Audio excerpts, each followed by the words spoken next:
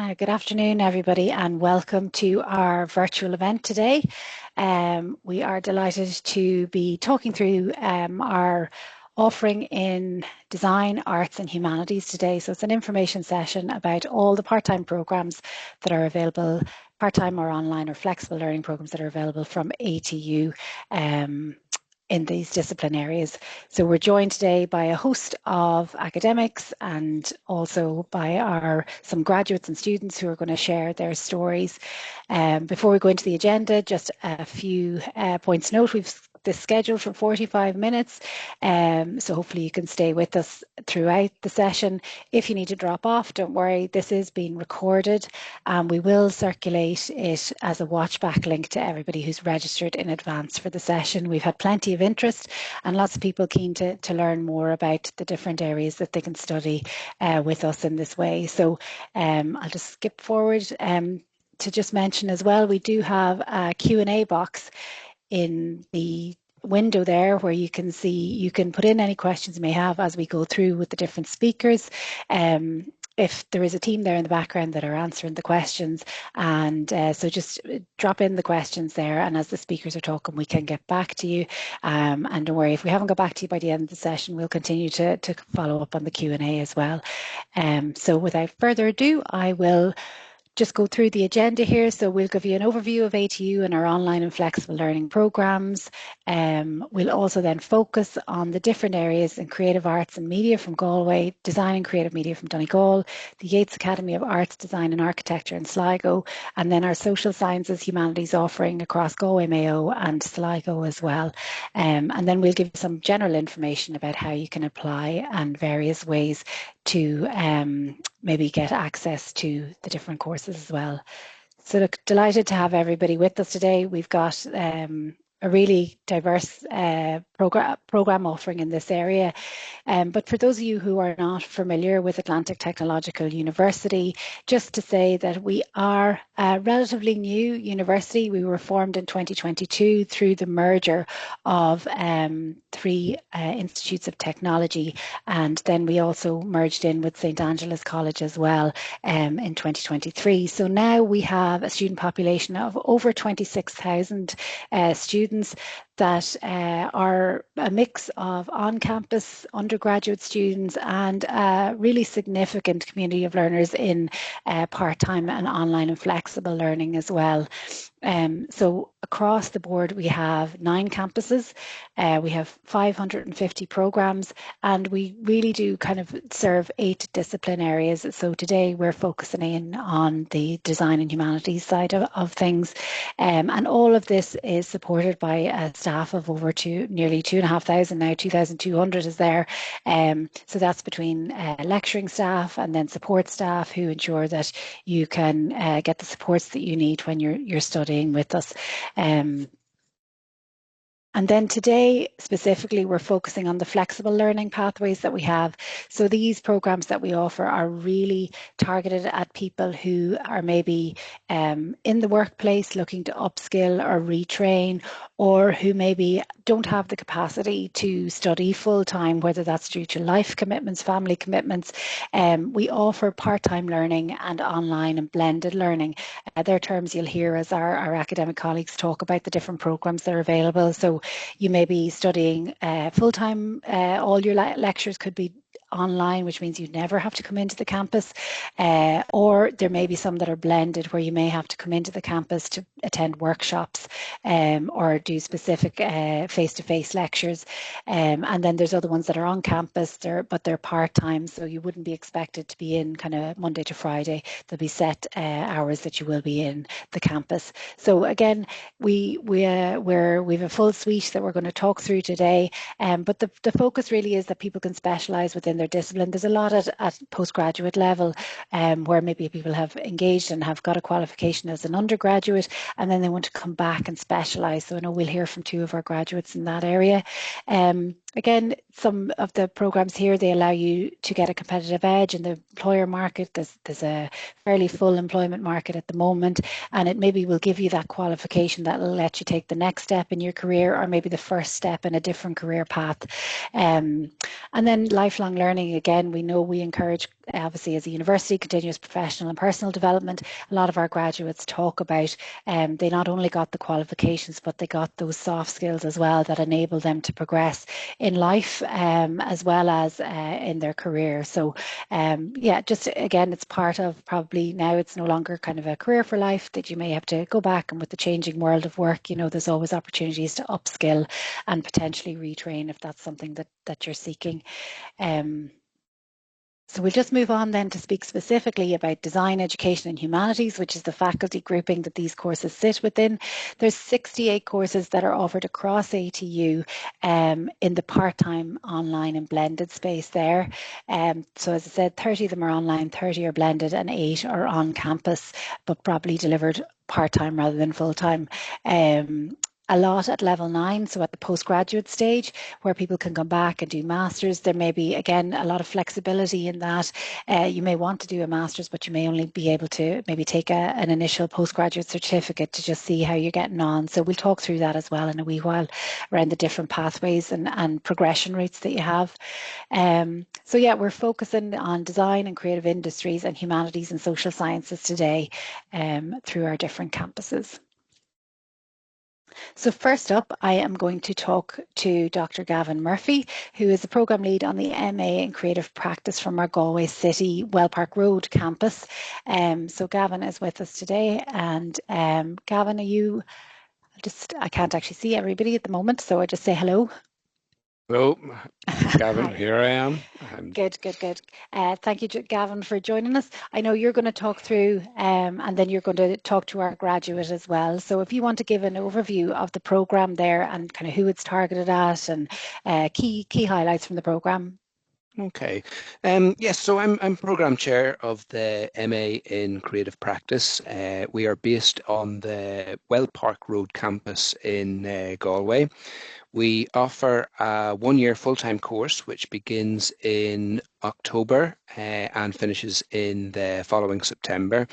And the idea really is that the MA in Creative Practice offers artists, designers, animators, and filmmakers a creative and critically informed environment in which to develop their practice. In practical terms, we structure the course around 4 modules.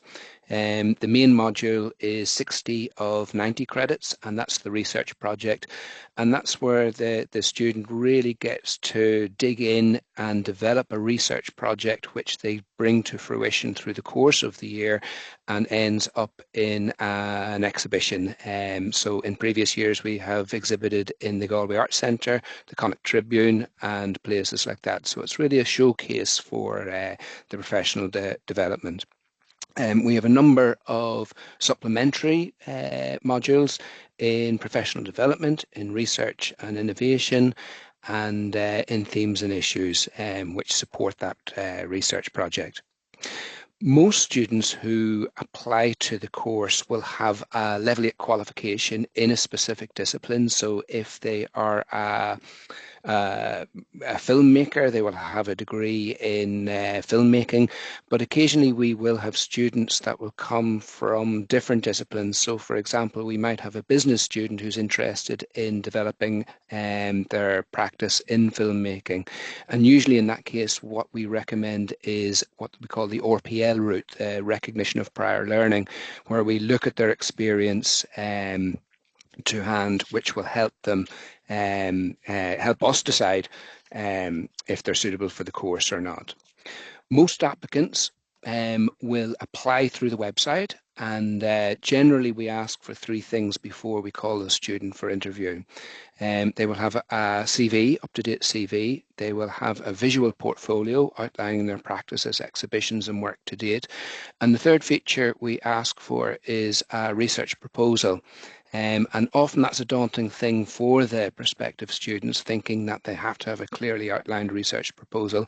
But basically what we're looking for is a 1-2 page document which can begin a conversation with the prospective student in the interview process and giving us a sense of where you would like to take your work in the year that you have ahead of you. The quite often the typical graduate is someone who is looking to further professionalize their practice. And other students have gone on with the level 9 qualification to go into lecturing or gone on to level 10 to do PhD.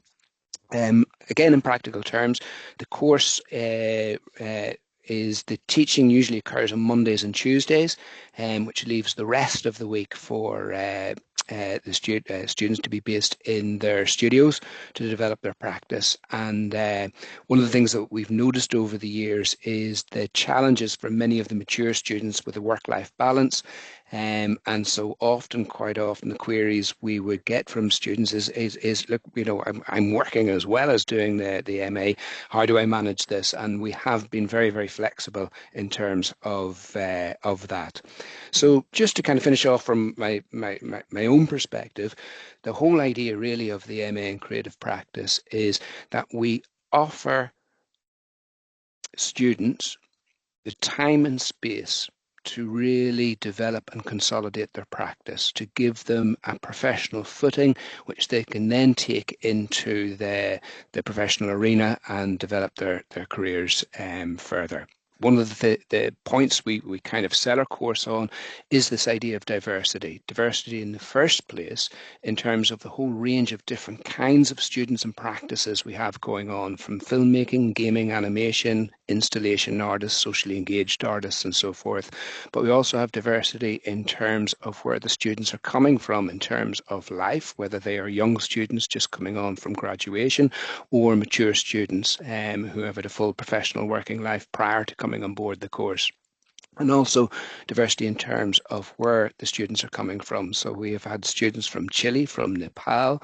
We have a Government of Ireland scholarship students for the past 4 or 5 years, with students coming from Palestine. And they really have contributed and added to the whole mix. I'm lucky enough to have a current graduate and student on the course, Annette Colleran Murphy, who is with us today. And she perhaps can best explain the course much better than me, certainly from a student's perspective. So, Annette, I was simply going to ask you, why did you choose the course? Sorry, Gavin, I was just turning on the mic there. Why did I choose the course? I suppose there was a number of reasons. First of all, I did the primary degree here as a mature student, and I just finished that. And that was a really good experience. And I was introduced to an awful lot of different practices that I wouldn't have been familiar with before. So I was familiar with the campus. It's a really, in Galway here on this campus, it's small. I think there's only about 700 odd students on this part of the campus.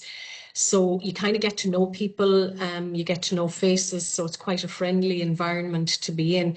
And in going forward to do the MA, I think I based a lot of it on that experience and the fact that I felt there was stuff unfinished. I needed to take it a little bit further. So the positive experience, the experience with the lectures, the opportunity to try different things outside of the curriculum. I mean, we have the set curriculum all along and we have it now as well, but there's always the opportunity to dip your toe into something else that's going on. And that really appealed to me about studying on this campus here. So for me, the exhibition at the end of the year and the expectation of guidance and coaching around researching and prepping and getting much more focused in that area in relation to an art practice, that really attracted me. So I think that's probably what put this into my head and kind of motivated me to continue on a bit more. Okay. And what has your experience been on the course this year?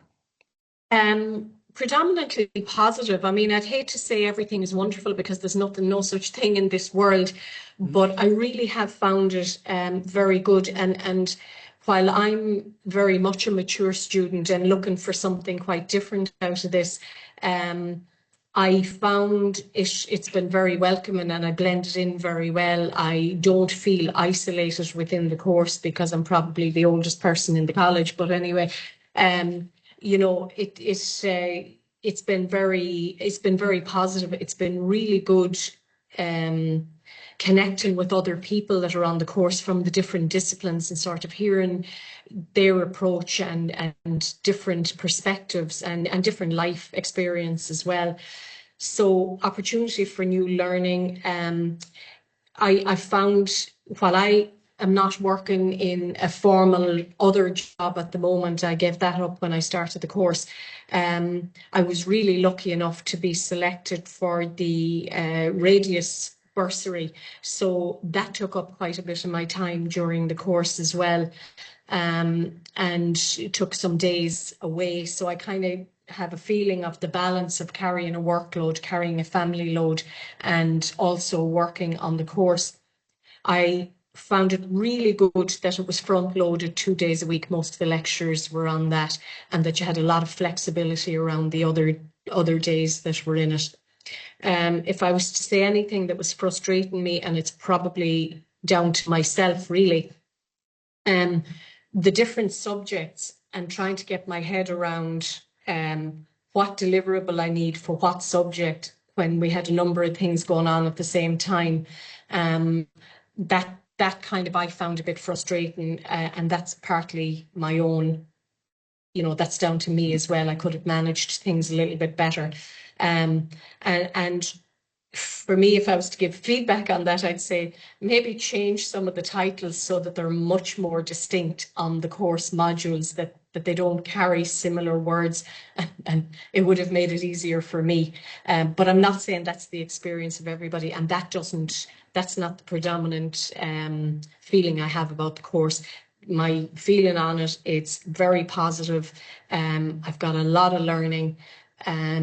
I am somebody who really responds to getting good critical feedback, coaching, and to sort of take that and make it into something of my own. And I've certainly got that and welcomed it. I would take that very positively. And I think I found with the lectures, I'm still on the course, by the way, I haven't graduated yet. This course runs up until the end of September, really, when we have the exhibition. So we're getting into the really nice part of it now, working through the summer. And that's great to be able to change the focus from the more writing side of things over to the making. So that's kind of, it's busy, but it's been really positive. Lovely. And my final question, Annette, any advice to those thinking of applying for this course? Yeah, a couple of things. I suppose the biggest advice I'd give is that procrastination is your enemy. Like the course is front loaded with the lectures, I think you have to get it into your mindset. Let's front load the work and let's get as much as possible in the bag as early as possible, and then amend it later. Because if you leave it till you have everything perfect, you're going to have these competing deadlines. I would also say don't suffer in silence. If you need help, ask either lecturers or your peers. And the final thing, and it's related really to feedback, I think to remember that it's a learning environment, and while nobody wants to tell you what to do or stifle your creativity or take away your autonomy, don't mix up confidence in what you want to do for arrogance. We're in a learning environment, and for me, I just take the feedback I get and then I do what I need to do or want to do with it. And I really find it positive, and it's a really good confidence building thing to be able to hear what somebody is saying and then make that into your own. So I suppose that's a lot of stuff in a few seconds, really. Yeah. Lovely. That's great. No, thank you very much. And I'm guessing anyone interested in the course, your contact point is myself, and the details I'm sure will be given there. But it's for anyone, it's gavin.murphy@atu.ie. Perfect. Thank you, Gavin and Annette. That was fantastic overview of the programme and student story. Great to hear your experience directly there, and lots of learnings to take away from it. And I know that in the Q&A section there, we'll probably add in, Gavin, your details as well, just so that if anybody has any queries, they can go directly to you. So we'll move on now. We're going to move on to design and creative media. So I know we have the head of department, Lorna Ross, on with us at the moment, and we'll spotlight two programs from her department as well. We've two lecturers there, Paul McGuckin and Padraic Lynch, who'll talk about them. So this is the department in Donegal. So Lorna, I know you're going to just talk briefly about the department itself. Yeah, thanks, Cleo. Hi. So hello to everyone, and it's great to welcome from Donegal. Wanted to just touch on. We've picked two programs, and I think kind of Chloe, you were mentioning there's probably two different. They're very, very different, and I think they're both really significant in terms of kind of access and really encouraging people to kind of explore creativity. I think the first one that Paul's going to talk about is digital photography, and what really characterizes that is, I think, people allowing themselves to maybe explore their creativity later in life, potentially, or when it wasn't nurtured young, kind of earlier in their career, and they're discovering that they maybe have a really strong creative bent that they want to spend some time exploring. And so we really love that about this program. It's very accessible for people who may have started off on a more traditional career, and they just really are curious about the creative journey they may have gone on. And then kind of separately, there's the UX, user experience and innovation program that Padraic will speak about. And that's really speaking to the role of creativity in innovation. And it's really about kind of upskilling if you're kind of currently in a career where conversations around change or innovation are kind of becoming more and more standard, really kind of honing and adding these skill sets where you can really bring non-traditional like design thinking into the workplace. So, really thinking about places and, kind of times in your kind of career where you may start to explore creativity, and for very, very different reasons. And so we love that about these two programs. They really are different kind of doors in, or different kind of paths to, really becoming a kind of a creative person. So I think we're going to jump in. Paul, I think you were going to talk a little bit about the digital photography first, and just, the different communities that we see kind of coming to that program. Thanks, Chloe. So, I mean, really, the digital photography course is really interesting because it does support a wide range of interests and kind of skill levels. In the course that's just finished, we had some students that didn't even have a camera, which is fine because we have cameras that you can use here in our stores. But we also had a lot of students that had a great amount of technical knowledge, and then maybe they were looking to expand their creative horizons. So if we look at some of the people we've just had, we had somebody who was looking to get into baby and toddler photography, quite niche.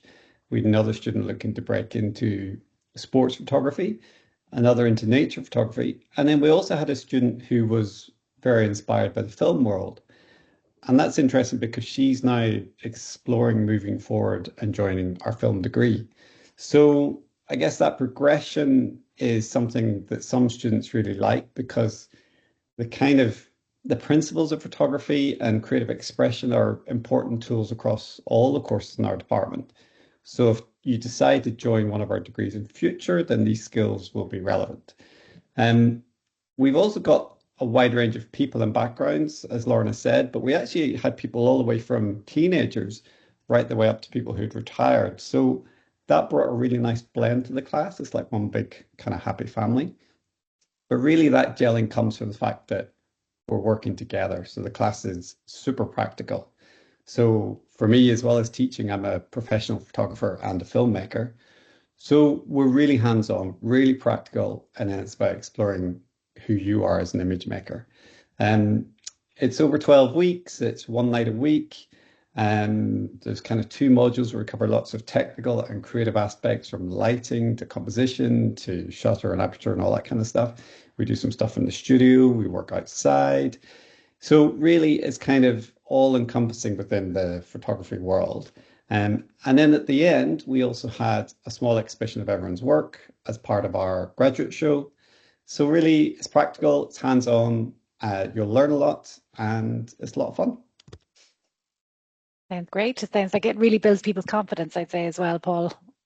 Yeah, it's brilliant because they're coming in at different levels. So somebody who hasn't got a camera, by the end of the course, they're actually able to technically create really good photos.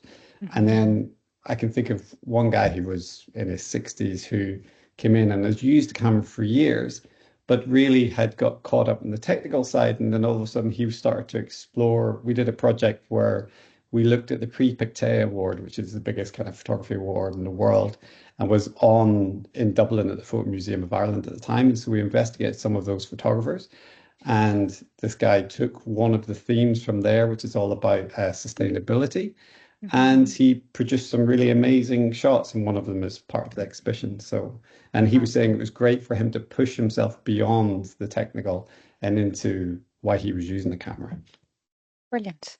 That's a lovely story. Well, thank you, Paul. Your contact details are there if anybody has any questions in relation to the programme, and it is open for application at the moment as well. So you can look at the programme up on the ATU website, atu.ie. So Paul, thank you for that. We'll move on then to the second programme that Lorna mentioned.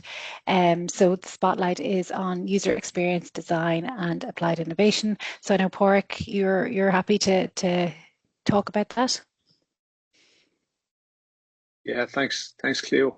So first of all, thanks to the organisation team today for this opportunity to shine a spotlight on the MA on user experience design and applied innovation.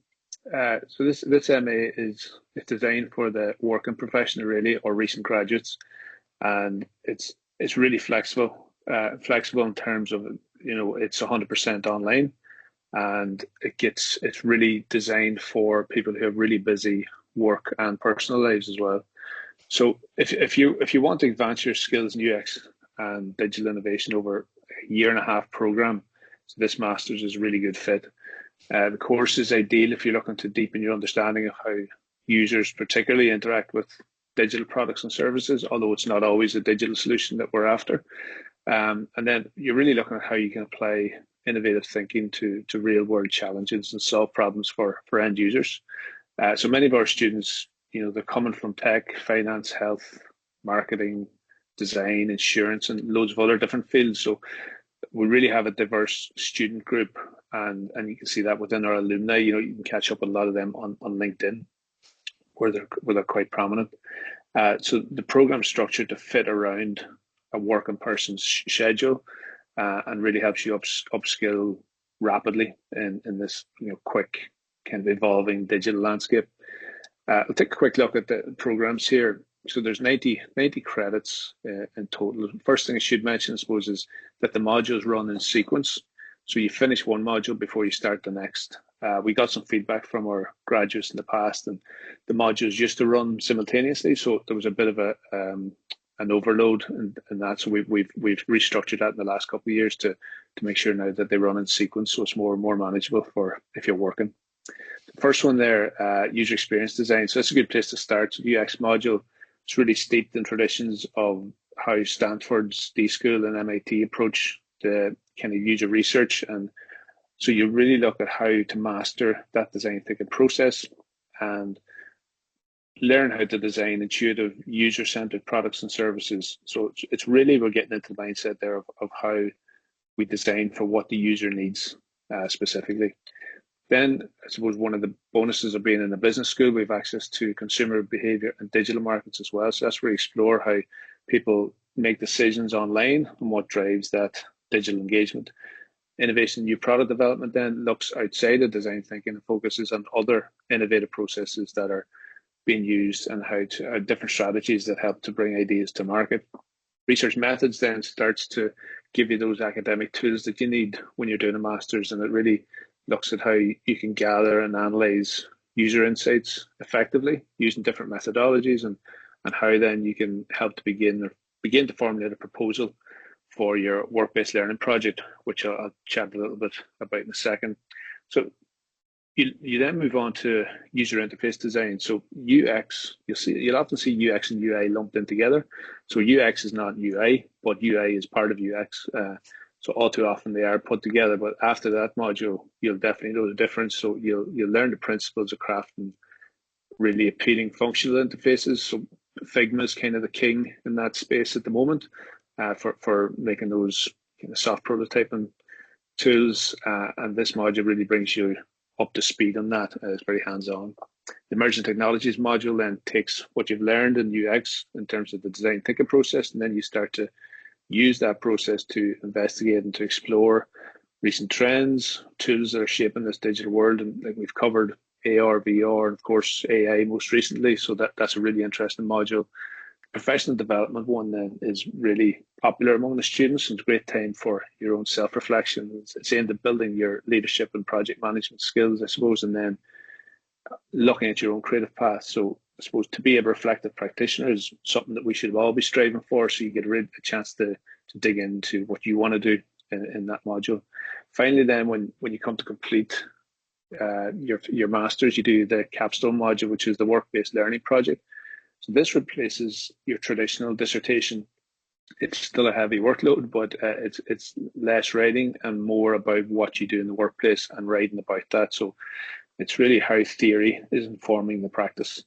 And that's a great opportunity then to either work for the company that you're currently with, or you might go on to an internship or a placement of some sort, or we've had clients or students in the past that have worked with live clients and competitions as well, and startup companies and so on. So it's really good opportunities, but that's where you get a chance to put whatever you've learned into practice, and that's what leads to your final master's.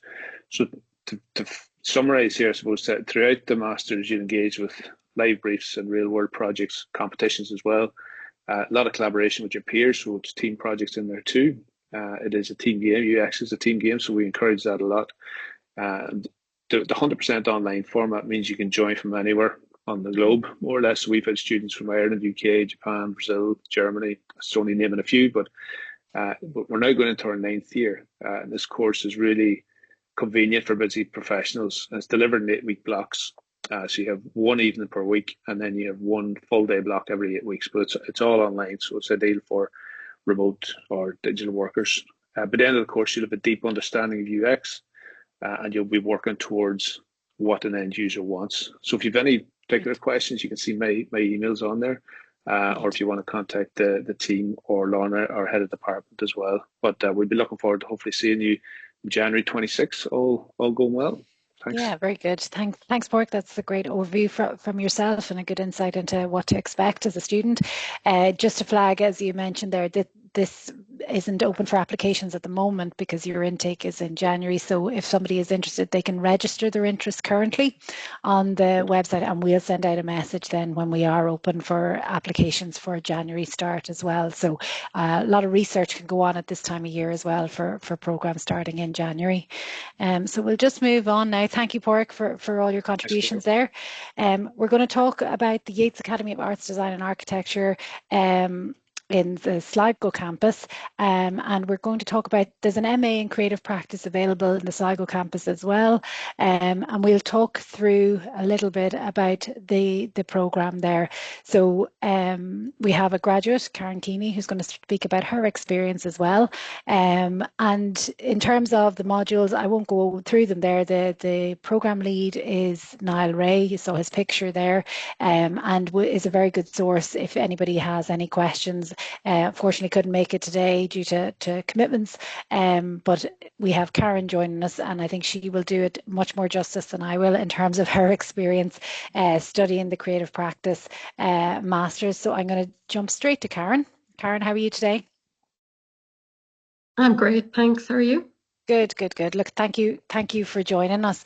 So just if you wanted to go through maybe, how you got to the point of applying for the Masters. I know you were an undergraduate student in Sligo, so even just if you want to talk through that and kind of what led you to taking on the programme in Sligo.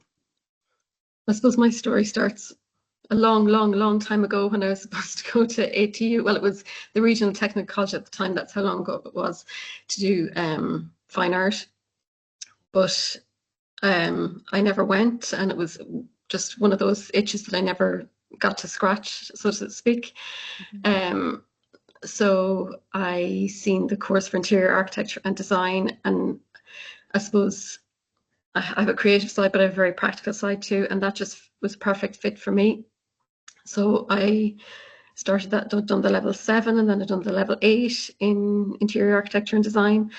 And I suppose when I'd finished my BA, I knew I suppose I wasn't quite done. Mm-hmm. I wanted to go deeper. I enjoyed the hands-on, the practical side of design, but I suppose I kept finding myself drawn to the bigger picture, how spaces make you feel and how they connect to culture, memory, identity. And I suppose that's what pushed me to take on the MA in creative practice. I suppose it gave me the freedom to experiment and to try new things and to explore my ideas in a more open, kind of a research-based way. Mm-hmm. And I think it also made me realize how much I enjoy the academic side of things, which isn't a path I thought I would ever go down. I really got to love writing, and reflecting and connecting the theory with practice. So yeah. Yeah, that's fabulous. Again, as you say, your journey started so long ago, and it's evolved into something you never thought it was going to be when you started off, even. So it's lovely to hear that. And just in terms of like how did you study? So like what did it look like when you did start the masters? You obviously had you gone from full-time kind of study, then progressing into the masters. Yeah, so I was full-time for 4 years, doing the BA, and then I went straight into the MA from there. And I suppose there was some modules within the BA that really made me interested in the MA. Some of them were kind of interdisciplinary models where we got to work with people from different courses within YADA. So we worked with fine art, we worked with creative design. And then when I'd done the MA, there were writers, there were another interior architect, a costume designer, somebody who's very heavily involved in craft. So it was great to work with all these different people, and performance arts as well, of course. So that was really different for coming from where we'd started, you know. Yeah, So yeah. I suppose it was interesting to see how other people work, and it was great. You know, we were all given the same tasks, but we all had very different outcomes, and that was really, really interesting to see. But in terms of workload, I don't think I ever really found it overwhelming at any point. I suppose I had come from doing the BA, it was quite full on, and with that particular one, it's a continuous assessment anyway, so you're kind of snowed under for most of the year. Yeah. But then I suppose you're doing these little modules throughout the year, and then you're working towards your final piece, which goes into the end of year exhibit. Yeah, and do you want to talk a little bit about that, your end of year showcase? I know that's a large showcase that involves all the disciplines, isn't it? And you're part of that as well. Yeah, and I suppose you're kind of working towards it the whole way along, really. Kind of like a crescendo at the end, but it was such, to me, it's such an indulgent thing to really get to dive that deep into something that you want to do. You almost feel selfish at times, maybe that's the wrong word to use, but it's indulgent is the word I'd use. And so mine was basically an installation created in the brand new black box theatre in Sligo. And I suppose my project was really surrounding liminality, and that had come from studying ruins. As an interior architect, you really take existing buildings, and usually they are derelict buildings or buildings that need to be repurposed. And I suppose that got me kind of interested in that idea of these liminal spaces. They're not here, but they're not, moved on yet. So I really got interested in the theory behind all of that. And then I had some personal instances that happened along the way, and I lost somebody who was close to me at the time, and that liminality kind of reflected itself in grief, and I used that to create an installation in the black box that was just based on liminal space, and it included lighting, it included sound design, and there was great help also from the technical team at ATU. There's huge support network there for anybody. Like, if you had told me that's what I was going to do at the very beginning, I wouldn't have thought it was even possible. But as you go along, the support that you get is invaluable. So really the only limitation is yourself, I'd say. Great. Look, that sounds fabulous, Karen. And I really, you sound like you've really explored all you could through that MA in creative practice, and were well supported throughout it. So I'm going to finish up there, if that's okay, Karen. We really did learn a lot. And again, if anybody is interested in the programme, I would say Niall Ray, the programme, and his details will be put in the Q&A box there. He's the programme chair as well, and would have, because again, you can explore so many different elements within that master's that people may want to know specific questions as well. So thank you, Karen, for your time today and for joining us online. Thank you. So now we're going to change the tone a little bit. We're going to talk about environmental humanities and social sciences with Mairead Cluskey. Dr. Deirdre Garvey is the head of department, and Mairead, you want to talk to us today about the community development and youth work in terms of the suite of programs that are available. Yeah, thanks very much, Cleo. Really happy to be here, and as everyone else said, if anyone has any particular questions, please feel free to contact me. So community development is a new area that we're developing on the Mayo campus over the last couple of years, and it's in direct response to our community partners looking for CPD options and undergraduate options, I suppose, for workforce development. So loads of employment opportunities there as well. So you'll see we have undergraduate course offerings. We have a higher certificate in community development and youth work. And we also have a special purpose award, which is nearly like a mini program. I think it's on the next slide. If you want to go on, I can talk to it. So the certificate in community development practice runs over one semester. So it's just 13 weeks long, and it's for half a day, 1 day a week on campus. And you cover 2 core modules for community development work or professional community development work. So that's community development theory, and then working with groups, so group dynamic and development. So it's a really nice introductory space to education. So it could be for somebody who maybe left school early or hasn't been in education for a long time, or somebody who's just transitioning straight out of formal education as well. It really reflects the principles of community development, so it's learner-led, and we start where everybody's at. But it really is just that very light touch introduction into what is community development, what it's not, how values can inform your work, and how you can be part of a collective or an organisation looking to advance issues that promote human rights, social justice, equality, diversity, any of that kind of thing. And it's just a lovely little programme, and we've had a huge variety of people. Our youngest student that has come onto it has been 17, and our oldest has been 64. So there's been quite a mix in terms of the students. So that's running in September on the Mayo campus, and it's a nice small campus as well. So if you weren't quite sure about coming back to college, it's a really nice opportunity just to get that taste of college life. And it runs from 10 o'clock to 2 o'clock 1 day a week, normally on a Tuesday. And Mairead, just in terms of entry to the programme as well, it's a level 6, so I presume it's suitable for anybody, in terms of any pre-qualifications they might need or anything like that. Yeah, exactly. And that's a really good question. I should have mentioned it. Thanks a million. So we've broadened the entry requirements, so it's a little wider than you typically see for a college course.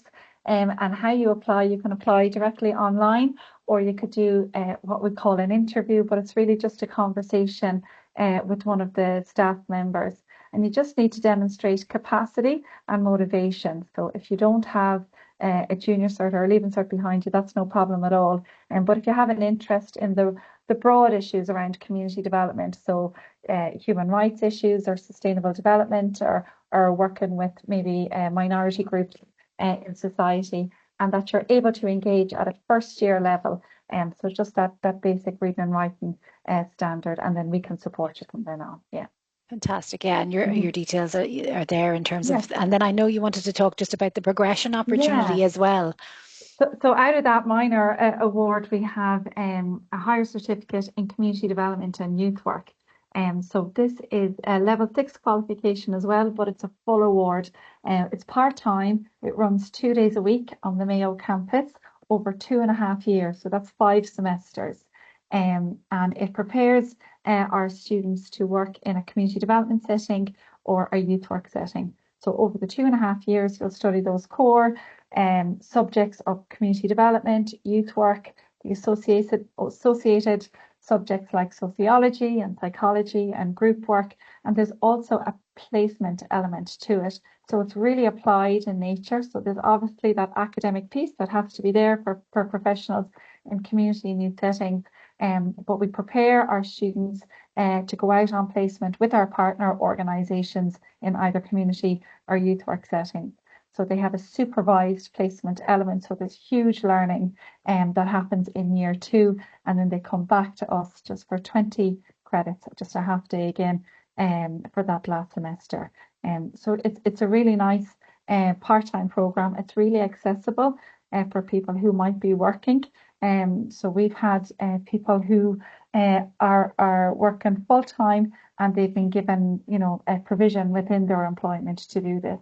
What we've seen in community development and youth work professional organisations is that often people have other qualifications, or maybe come into it because they're passionate about a particular cause, or they've been volunteering in the area. So this is a new offering, and it allows people who would like to get into the area or who are already in it to gain that professional qualification. What's really important as well is we have SUSI funding for this. So this is the first time for us in Mayo for a part-time undergrad course. So that's really exciting. So if you're eligible for SUSI, your fees will be covered, which is really important. And then as any student, you'd also be able to access the other supports that are available there for students on the Mayo campus. So that's it then. My details are there. So if people want to get in touch, please do. And if you just want to try something out, the minor award half day week can be really nice. And if you haven't any prior experience, that minor award in community development is an entry. It can act as an entry point for this course, so you can progress directly onto the full level 6 then. And I presume you would get exemptions then from the modules here if you've already completed the cert. So it's not wasted time as such. You'll be able to sail through the major award then. Look, thank you so much for giving that overview. And as Mairead said there, her details are there, and there's a lot more to find out if you are interested on the ATU website as well. The programme page is there, and each of those modules you can drill into and find out more details around what's taught on each module. So thank you so much, Mairead, for joining us today, and we'll move on to our final speaker, which is Dr. Leonard Taylor, and he is representing the Department of Social Sciences, and he's going to talk to us about the MA in Social Care and Social Justice from the Sligo campus. So Leonard, how are you doing today? Yeah, very well, thank you very much. Good. I might just talk briefly about some of the other postgraduate offerings you have there. Sure. So we have a number of degree programs, postgraduate degree programs. The one I'm going to focus on is the social care and social justice.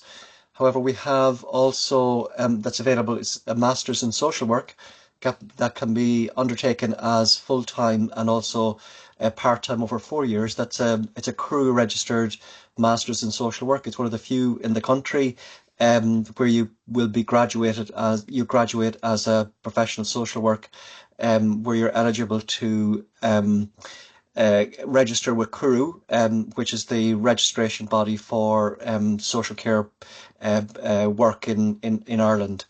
The other master's degree, there's 2 other master's degrees there. There's a leadership and advocacy in early years, which is focused on the earlier sector. So it's a part-time online kind of blended program for those in the early years sector. And the final master's degree program is the professional leadership. Now, both of those 2 masters, just to mention, they can be undertaken by first by a higher diploma, and then by passing that award, then you can move into the master's program.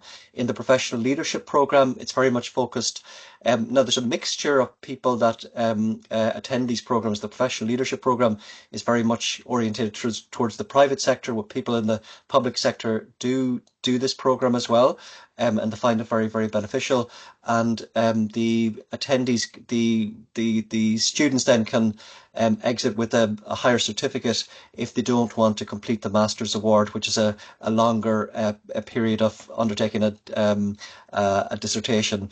So both of those there's more details on all of those programs on our ATU website, just in case you want to find out more information on them.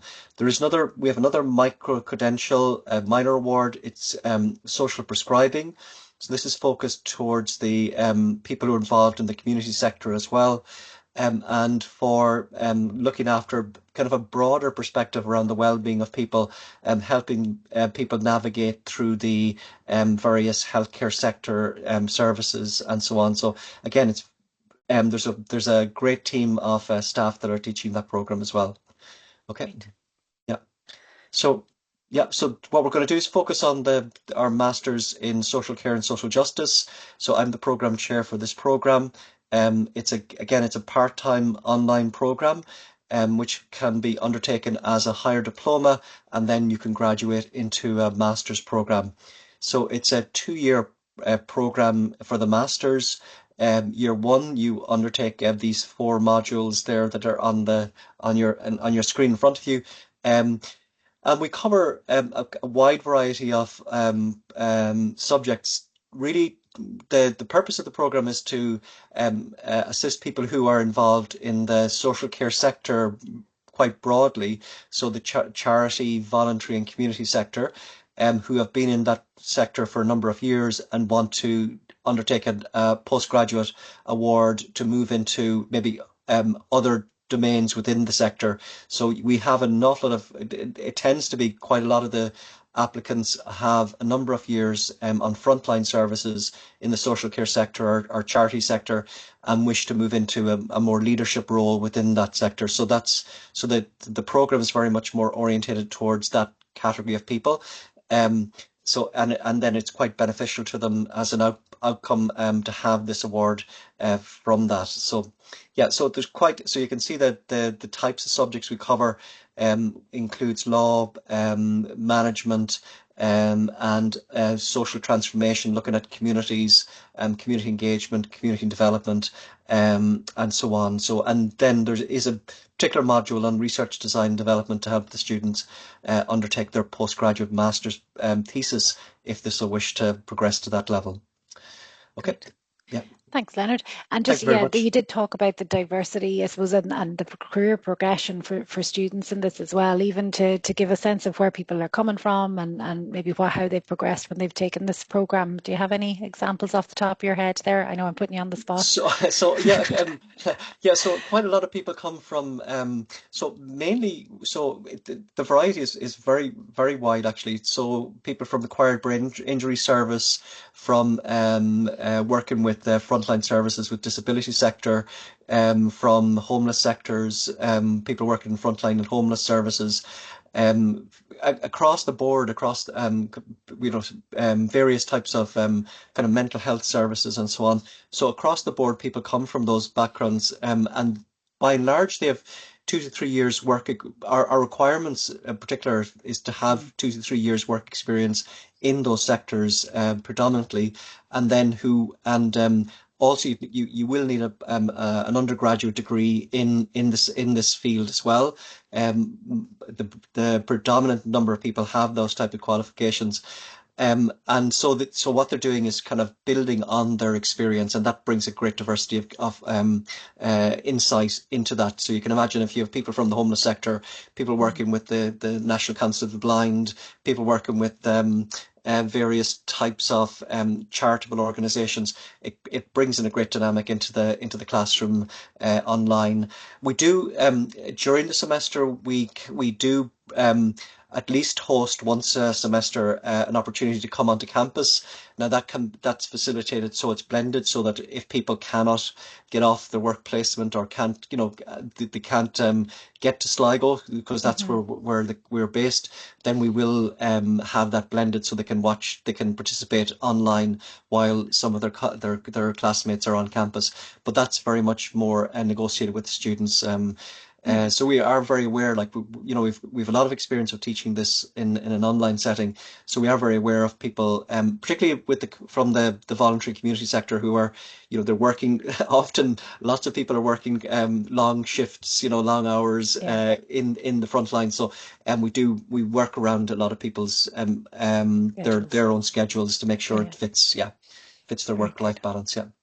Great stuff. So, Look, thank you so yep, much. That's been a delighted. great overview of the programme, and I know that there's a lot of interest in this and that applications are coming in. So it is open for September start, and if you have any queries just on anything that was raised there, Leonard is the person to contact. So look, Yeah, thank you please very do. much to all Thank our you. speakers. They're kind of the spotlight programmes we wanted to go through, and I am conscious we've run over time a little bit today.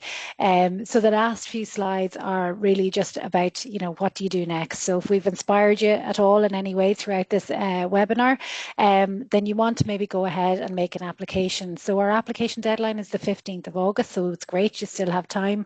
But as I mentioned, some courses are very popular, and when you can go to the website, check the entry requirements, complete an application form. It's an online application form, and there may be some documents you need to upload as well at the same time. All the applications then are academically assessed to make sure that you meet the entry requirements, and then offers are made, and you'll start to register around mid-August, early September, to start kind of in mid-September on your course. So those are the timelines. So it's best if you're researching now, it's great, and you have time to submit your application and get assessed and hopefully start studying in September with us. There's also, it was mentioned by one of our speakers earlier, recognition of prior learning. If you don't meet the standard entry requirements, there are other ways to gain access onto a programme where you maybe can demonstrate that you have achieved the learning outcomes that would be expected to meet the entry requirements. It's a more, there is a process involved. There's some more information at atu.ie/RPL. And if that resonates with you, then I'd definitely recommend you go onto the website, find out a little bit more about it, and then send in your application and ask to be, you could be assessed then for recognition of prior learning. But again, the earlier you do that, the better in terms of trying to make sure that you get a place in September. Just to mention, we also offer an alumni scholarship for taught master's programs. So none of the programs we mentioned today are taught master's programs, even if they're online, regardless of their delivery mode. They are actually level 9 taught master's programs. So if you are a graduate, as our two speakers were, they were level 8 graduates from ATU, they would qualify for a 20% fee reduction for a taught level 9 master's, and the full information on that is at atu.ie/alumni. So again, good to find out. And there's a deadline for submissions for that as well, which is the same as the application deadline. Finally, then, a few final things to mention. We have a part-time prospectus, so anything that we mentioned today, you can scan this QR code and download the prospectus from our website, and all the information is there. Again, it can be good to share with colleagues or family members who you know are maybe interested in some of the courses we've mentioned today. They may be able to download it and find out more information there. We've some other upcoming events in sports and nutritional science on the 18th of June, and we have a webinar dedicated to talking about the funded courses that are available at ATU. That's on the 9th of July. So they are currently taking in registrations for those two events.